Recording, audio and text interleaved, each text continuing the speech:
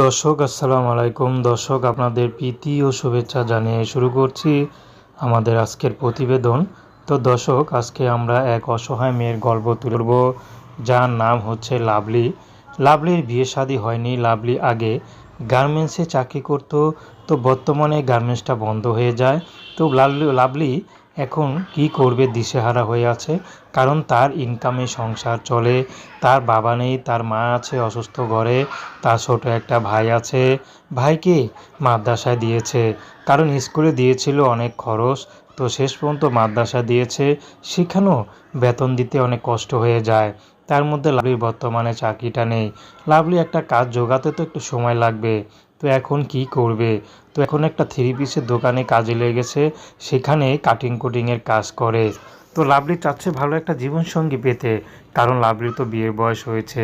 সব মেয়েদেরই তো চায় এক সময় স্বামীর আদর ভালোবাসা সোহাগ পেতে।